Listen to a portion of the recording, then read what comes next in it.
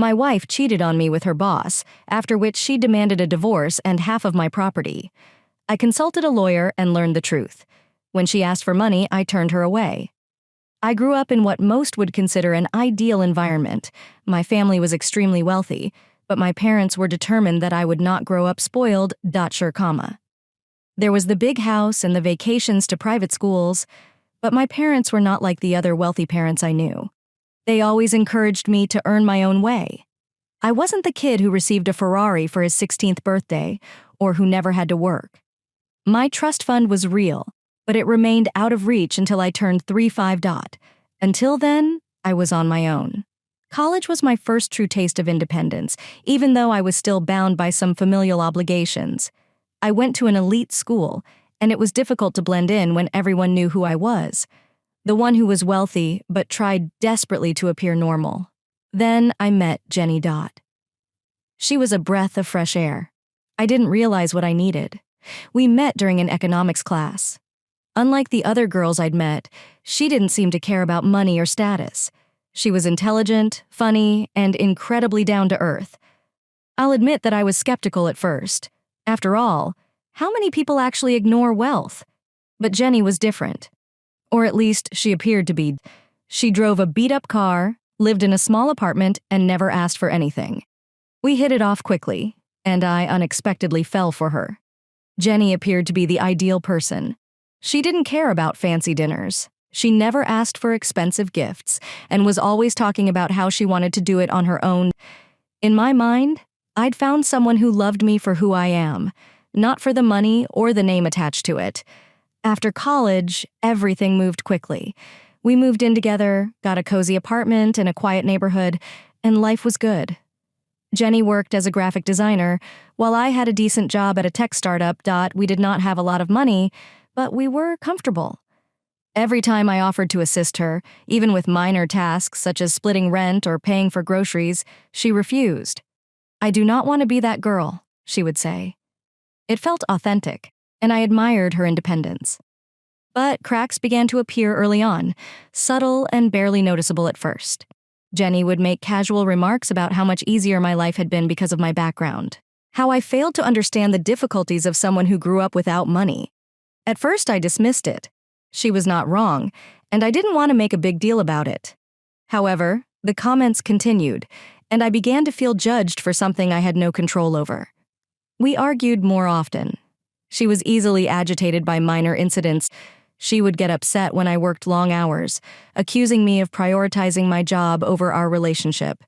She would get jealous if I spent time with friends, despite the fact that she encouraged me to have my own life away from her. I chalked it up to stress. After all, we were both entering early adulthood, and who doesn't experience growing pains? Jenny suddenly suggested that we buy a house. It did not make sense. We didn't have enough money saved for a down payment, and we were content with our current apartment. Jenny insisted, however. She started sending me links to properties that were way out of our price range. "We can make this work." She would say, "You have the trust fund, and I will start making more soon." It was the first time I felt truly uncomfortable. I had always admired Jenny's independence, and now it appeared that she was waiting for the money to arrive. I pushed back, stating that I would not touch the trust fund. Not now, not for a long time. Jenny did not take it well. She accused me of being selfish and not thinking about our future. The conversation devolved into a heated argument, and for the first time, I wondered if I had made a mistake. After a few months, things seemed to settle down. But something had changed between us. Jenny became more secretive, spending more time away from home and making flimsy excuses about work or visiting friends. I tried not to think about it too much, but a part of me couldn't shake the feeling that something was off. Then one night, Jenny left her phone unlocked on the kitchen counter. I was not the type to snoop, but curiosity got the best of me. As I scrolled through her messages, I discovered something that hit me like a ton of bricks. She exchanged texts with an old college friend. Let us call him Mike, from the looks of it. They had been meeting up on a regular basis, and these were not just friendly catch-ups. The texts were flirtatious, suggestive, and more than enough to make me suspect something was going on behind my back. I confronted Jenny that same night. She did not even attempt to deny it. Instead, she turned the tables on me, claiming that I had been neglecting her and was too preoccupied with work and my future to notice what was going on in our relationship. I was floored. Here she was, obviously having an affair, and it was my fault. We argued for hours, and at the end I wasn't sure what I believed anymore. Things quickly deteriorated after that. Jenny's behavior became erratic. One day she'd apologize and say she wanted to work things out, and the next she'd be distant, cold, and uninterested in resolving anything. I felt as if I was losing my grasp on reality. Every time I tried to have a serious conversation with her, she would deflect, twist my words, and make me feel as if I had done something wrong. Jenny unexpectedly proposed. It was an unusual moment. We had been on the rocks for months, and now she was asking me to marry her. She did it during a fight, no less. 1 second. Next, we were arguing about her recent behavior. She took out a ring. I stood there dumbfounded. "This will fix everything," she said. "We simply need to commit to each other." I could not believe what was happening. Jenny, the girl who prided herself on being independent and unconcerned about status or money, was now proposing marriage as a solution to all of our problems. It felt like manipulation, pure and simple. I refused, telling her that we needed to work on our relationship before pursuing something as serious as marriage. Jenny left that night after packing her bag. She did not say where she was going or when she would return. I went days without hearing anything. I was unsure what to think. Part of me felt relieved, but another part of me was terrified. I was scared that she was right, that I'd somehow driven her away. Then I received a phone call that changed everything. Jenny and I were married just a year after she proposed. Despite our relationship's rocky moments, I convinced myself that things would change once we married.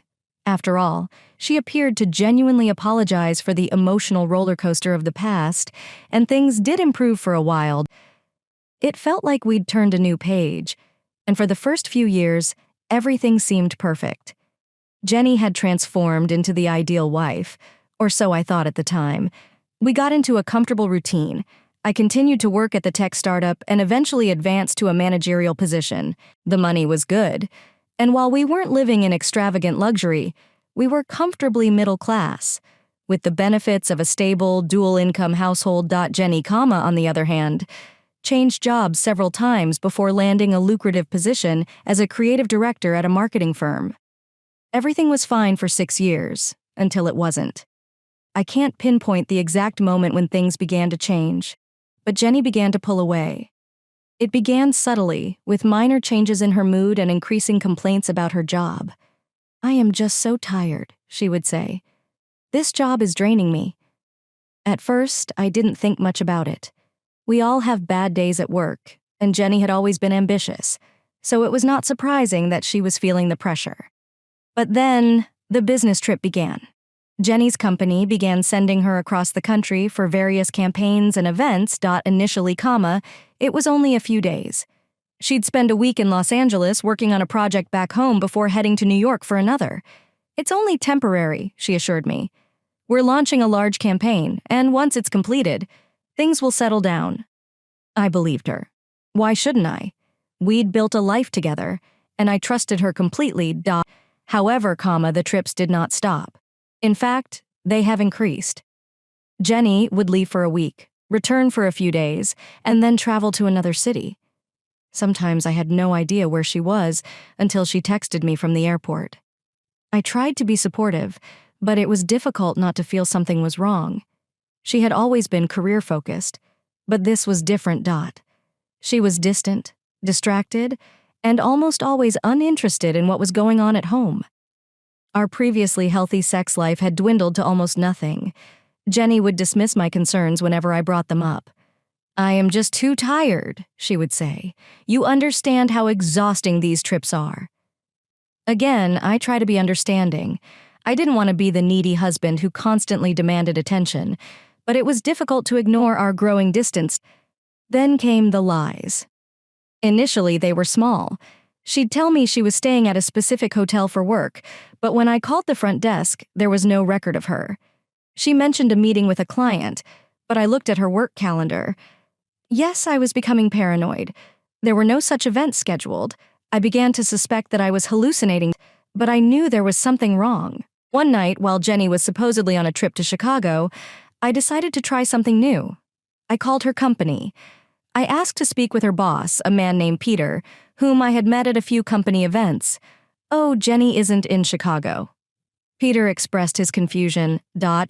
"She has been working remotely this week." "Didn't she tell you the floor fell out from under me?" Jenny had lied. There were no trips to Chicago. She'd been lying to me about her location and activities for weeks, if not months. My heart raced, and a wave of nausea overtook me. What the hell was happening? When Jenny arrived home a few days later, I confronted her. She tried to lie again, but I had all the evidence. Peter's words, her empty hotel reservations, and the fictitious work meetings. She eventually had a breakdown. Instead of apologizing, she lashed out at me. "You are suffocating me," she screamed. "I can't breathe in this marriage anymore. You have no idea how difficult it is for me." I was floored, suffocating her. We rarely saw each other anymore. And now she was acting as if I was the problem. It did not make sense. She stormed out of the house that night, and I did not hear from her for 2 days. When she returned, she was calmer. But her explanation did not boggle my mind. She claimed she was under a lot of pressure at work and needed an escape. "I wasn't cheating on you," she explained. "I only needed some space. I needed to feel free for a while." I wanted to believe her, but my trust had been shattered. Our marriage was on shaky ground since then. Jenny continued to travel while I stopped asking questions. The distance between us only increased. She was rarely home, and when she was, it felt more like we were living as roommates than as husband and wife. I couldn't get rid of the feeling that she was hiding something. But every time I tried to bring it up, she dismissed me, accusing me of being paranoid or controlling. Jenny suddenly suggested that we go to marriage counseling. "I want to make this work," she insisted, her eyes pleading with me. "I understand things have been difficult, but I still love you. I want us to be okay." Part of me wanted to believe her, to believe that we could fix what had gone wrong. So we went. Counseling was awkward, to say the least. Jenny put on this front, acting like she was the ideal wife who had only made a few mistakes. She apologized for lying, but she always found a way to twist the story. So it was also my fault. She would say, "You're never home. You always work late." And I felt neglected. It was infuriating. I worked hard, but I was always there for her. She had been absent both physically and emotionally. The therapist attempted to help us communicate more effectively, but each session ended the same way. Jenny playing the victim and me feeling more confused than ever. After a few months, we stopped going. It seemed pointless. Then things got even stranger. Jenny began talking about wanting to start a family. "We've been married for 6 years, she mentioned one evening over dinner. "It's time to think about having kids." The idea hit me like a truck. How could we even think about having children when our marriage was hanging by a thread? I didn't know what to say, but Jenny was unrelenting.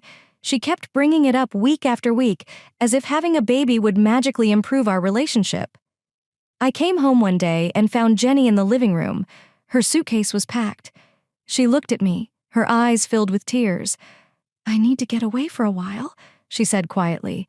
"I need to figure something out. I can't do it anymore." She left that night, leaving me alone. Days passed into weeks, and I heard nothing from her. I called, texted, and even contacted her friends, but no one seemed to know where she was. She seemed to have vanished from existence. Then one evening I received a call from her. "I'm sorry," she said softly, her voice shaky. "I've been really lost. I'm not sure who I am anymore.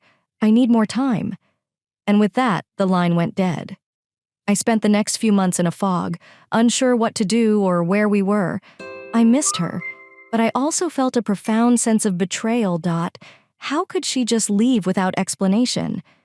What had happened to the woman I had been in love with, the one who promised me eternity? I eventually started putting my life back together. I threw myself into work, attempting to distract myself from the empty house and the constant questions that plagued my mind. But no matter how hard I tried, I couldn't shake the feeling that something was off, that there was more to Jenny's story than she was telling me. After my parents died, Things took a turn I could not have predicted. My father had been sick for a while, but my mother died suddenly. A heart attack killed her overnight. It felt as if the ground had been pulled out from under me. My parents served as my anchors. They had always supported and guided me, but now they were gone. I was devastated, but I turned to my work to cope. I told myself that it was the best way to cope with the grief, to keep busy, to remain productive. Jenny was there, but even at my lowest point, I noticed she wasn't as present as I needed. She would say the correct things, offer the usual condolences, but her mind was elsewhere, always distracted. I chalked it up to her work stress, not wanting to add to her workload, but I knew something had changed. I began staying late at work, not because I had to, but because it was easier than being at home. Jenny felt strange and alone at home. She was traveling more than ever, constantly jetting off on business trips. The distance between us widened by the day, but I convinced myself that it was only a rough patch. We'd gone through so much, we'd figure it out. At least, that is what I kept telling myself. Then one afternoon, everything changed. It was a Friday, and I chose to leave work early. I hadn't told Jenny I'd be home earlier than usual. I hoped to surprise her. Perhaps we could eat dinner together, discuss everything that had been weighing on my mind. As I pulled into the driveway, I saw an unfamiliar car parked in front of the house. It was a sleek, black Audi. Definitely not the type of vehicle Jenny's friends drove. My heart raced as I stepped out of the car and approached the front door. Something felt off. I opened the door quietly, trying not to make a noise. The house was strangely quiet, and as I walked down the hallway, I heard voices coming from the living room. One was Jenny's, and the other was a man's, deep, confident, and overly familiar. My stomach sank. I didn't recognize it right away, but I knew I'd heard that voice before. As I stepped into the living room, the scene in front of me felt like something from a nightmare. Jenny sat on the couch, her legs draped over the lap of her boss, Peter. They were laughing, completely unaware that I had just entered. They took a moment to notice me standing there, frozen with shock. Jenny, smile disappeared the moment she saw me. She stood up abruptly, removing her legs from Peter as if she had been caught doing something innocent, and it was no big deal. Peter, on the other hand, did not flinch. He sat there calmly and composed, as if nothing was wrong. That's when it struck me. This had been going on for a while. This was not a one-time thing. They felt at ease with each other, too comfortable. "What the hell is going on?" I demanded, my voice trembling with anger and disbelief. Jenny did not respond right away. She looked at Peter, expecting him to say something, but when he didn't, she spoke up. "I think it's time we talked," she said, her voice unnervingly calm. "Talk," I repeated, my tone rising. "Are you kidding me? What's he doing here? What the hell is going on, Jenny?" She sighed as if she was already tired of the conversation, which had not even begun. "I did not want you to find out like this," she said, avoiding my gaze, "but I am leaving. Peter and I are traveling to Italy together. I was offered a position there, and we decided it was the best option for both of us. I felt like I'd been punched in the stomach. Italy. What the hell was she talking about? She could not be serious. I looked at Peter, who was still sitting there. His expression was completely devoid of shame and guilt. He didn't bother getting up. As if my entire life crumbling in front of me was just a minor inconvenience for him. "Are you leaving?" I inquired, my tone barely above a whisper. "Just like that. You are throwing everything away." Jenny finally met my gaze, and for a brief moment I caught a glimpse of something. Perhaps guilt. Perhaps regret. But it vanished as quickly as it appeared. "We've been unhappy for a long time," she admitted, her voice soft but firm. "You've been so focused on work, everything except us, and I can't do it anymore. Peter and I cut her off before she could finish. "Peter, with you. Are you really standing here telling me that you've been screwing your boss while I've been busting my ass to ensure we have a good life?" Her cheeks flushed, but she did not deny it. Instead, she crossed her arms, as if ready to fight.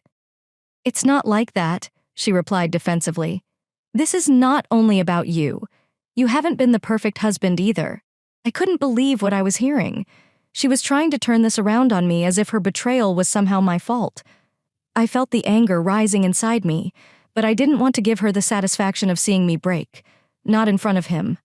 "When did this start?" I asked, my voice cold and steady. "How long have you been lying to me?" Jenny hesitated for a moment before answering. "A few months," she admitted. "It started when we were going through that rough patch after your parents passed. I didn't know how to reach you. And Peter was. He was there for me." I stared at her, incredulous. "So you ran to him instead of talking to me? You decided to sleep with your boss?" She looked away, unable to meet my gaze. "It wasn't like that," she said again, but the words sounded hollow even to her. I turned my attention to Peter, who had been silent throughout the whole exchange. "And you?" I asked, my voice dripping with contempt. "What's your excuse?" He shrugged, completely unfazed. "We're adults," he said simply. "These things happen. Jenny and I have a connection, and we've decided to pursue it. I'm sorry you had to find out this way, but it is what it is." I clenched my fists, every fiber of my being, wanting to punch him right in the face, but I knew it wouldn't solve anything. Instead, I took a deep breath, trying to control the rage bubbling inside me. "So what happens now?" I asked, turning back to Jenny. "You're just going to leave? Move to Italy with him and pretend like none of this ever happened?" She nodded, though there was a sadness in her eyes. "I'm filing for divorce," she said quietly. "I've already spoken to a lawyer. I quote, I'll have the papers sent over next week." Divorce.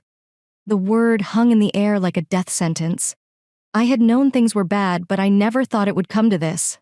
I never thought she would actually leave me for someone else. Especially not like this. I stood there in stunned silence as Jenny walked past me, heading for the door. Peter got up and followed her, pausing only to give me a brief, condescending nod before he left. The door closed behind them, and just like that, they were gone. I stood in the living room, the weight of what had just happened crashing down on me. My marriage was over. The woman I had loved, the woman I had built a life with, had just walked out the door with another man, and there was nothing I could do to stop it. For hours, I sat on the couch, staring at the empty space where Jenny and Peter had been. I replayed the conversation in my head, trying to make sense of it, trying to understand how everything had fallen apart so quickly. But no matter how hard I tried, I couldn't wrap my mind around it. It was like I was living in a nightmare, and I couldn't wake up. In the days that followed, I barely left the house. I called in sick to work, not ready to face the world, not ready to explain to anyone what had happened. I ignored Jenny's calls and texts. There wasn't anything left to say. The divorce papers arrived a week later, just as she had promised, and I signed them without hesitation. There was no point in fighting it. She had already made her choice. The life we had built together was over, and all I had left were the shattered pieces. After the initial shock of Jenny's betrayal, I began to piece things together. Something had always felt off about how quickly she had moved on with her boss, Peter. It wasn't just that she had left me so abruptly, but the way she had planned everything in advance. The divorce, the trip to Italy. It all seemed to calculated like this was something she had been preparing for months, if not longer. As the days went on, I couldn't shake the feeling that there was more to the story. I reached out to a mutual friend of ours, Megan, who worked in the same industry as Jenny. I wasn't looking to dig up dirt, but I needed some answers. Megan was hesitant at first, but eventually opened up. She had heard whispers around the office that Jenny and Peter's affair hadn't just started recently. It had been going on for over a year. A year that meant Jenny had been lying to me for longer than I even realized. While I was grieving the loss of my parents, she was sleeping with her boss, all the while pretending to be the supportive wife. I felt sick to my stomach, but it didn't stop there. Megan also told me something that completely blindsided me. She had overheard Jenny talking to one of her coworkers about her plans after the divorce. Apparently, Jenny had assumed that she would be entitled to a significant portion of my trust fund. She had been under the impression that once we were divorced, she could walk away with a hefty settlement, leaving me high and dry. That's when it struck me. Jenny's endgame had never been about Peter or Italy. She had been playing a long con, waiting for the divorce to go through so she could get her hands on the money. The realization made my blood boil. I had been nothing but loyal to her for years, and this entire time she had been scheming behind my back, planning to leave me and cash in on a future she hadn't earned. I wasted no time. The next morning, I called a lawyer. I needed to know exactly what Jenny was entitled to, if anything, and how I could protect what was rightfully mine. When I met with my attorney, Mr. Harris, he reviewed the terms of my trust. I had always known that the trust fund had certain protections in place, but I hadn't paid much attention to the specifics. As it turned out, Jenny was in for a rude awakening. "Your wife isn't entitled to a penny from the trust," Mr. Harris explained, flipping through the paperwork. "The trust is structured in such a way that only you have access to it, and only after you turn 35. Divorce doesn't change that.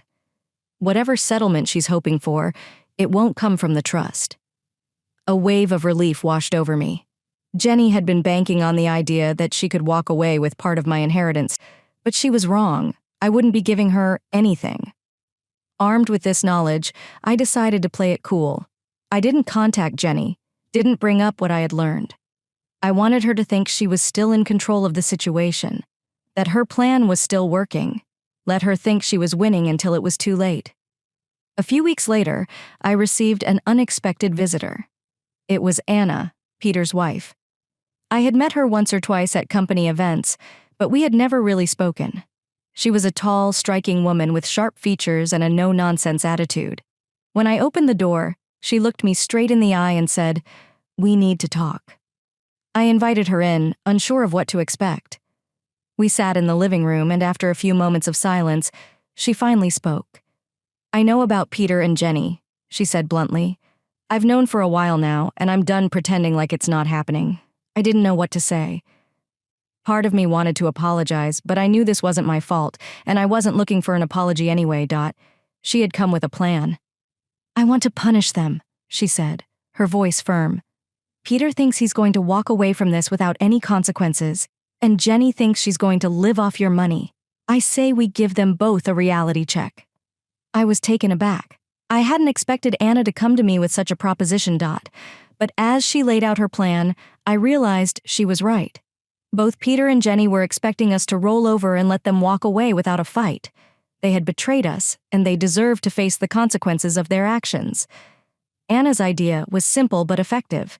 We would work together to make sure neither of them got what they wanted. I would refuse to give Jenny any money, and Anna would use her leverage within Peter's company to make sure his career took a nosedive. Anna had connections with some of Peter's biggest clients, and she planned to quietly pull the rug out from under him. By the time he realized what was happening, it would be too late. I agreed to her plan. It was time to stop playing the victim and take charge of the situation. We spent the next few weeks quietly putting everything in place, waiting for the perfect opportunity to strike. Then came the day Peter arrived at my office. I had just finished a meeting when my secretary alerted me. "There's a man here to see you," she explained. He identifies himself as Peter. I felt a surge of rage, but maintained my composure. I instructed her to send him in. Peter walked into my office with the same cocky confidence that I had witnessed in my living room that day. He didn't bother making small talk. "I believe we need to clear the air," he said, sitting across from me. "Do we?" I asked, leaning back in my chair and maintaining a casual tone. He smiled, but not with his eyes.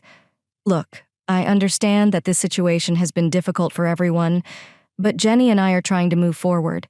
She mentioned the trust fund, and I believe we can reach an agreement that benefits everyone." I stared at him, unable to believe his audacity. He thought he could walk into my office and negotiate a settlement. I allowed him to speak for a few more minutes, but the more he said, the more absurd it became. I finally cut him off. "There is no money, Peter," I replied, my voice cold and firm. "Jenny is not entitled to any portion of the trust, and I will not give her anything.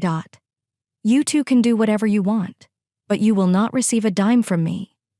Peter's smile faltered, and for the first time, I noticed a flicker of doubt in his eyes. He attempted to recover, but it was clear that he had not anticipated this. "I think you should reconsider," he said, his tone becoming more threatening. I'm not reconsidering anything, I said, standing up and approaching the door. This conversation is over. You have the ability to showcase yourself. He stared at me for a moment, as if deciding whether to push any further, but then he stood up and left without saying anything. I felt strangely satisfied as I watched him walk out of my office. It wasn't only about the money. It was about regaining control of my life, which I had lost for far too long. I had previously let Jenny and Peter dictate the terms, but that was no longer the case. A few weeks later, Jenny knocked on my door. She looked different, tired, worn down, and not like the confident woman who had abandoned me for Peter. She didn't try to conceal her desperation. "I need your help," she said, her voice trembling. Things haven't gone the way I expected, Peter. He's not who I assumed he was. I made an error. I felt a surge of rage, but I held it in check. "And now you want my help?" I inquired, my voice filled with disbelief. "After everything you've done, you expect me to assist you?"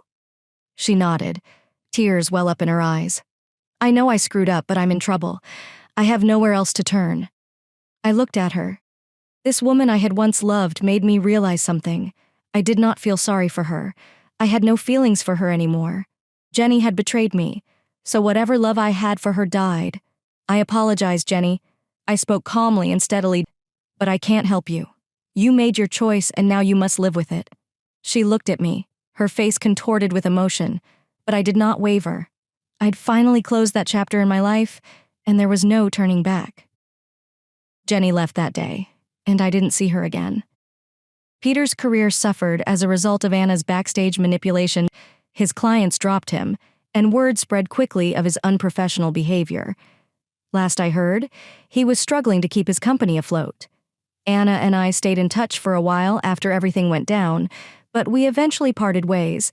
We both got what we wanted: closure and sense of justice. I moved forward with my life, ready to put the past behind me.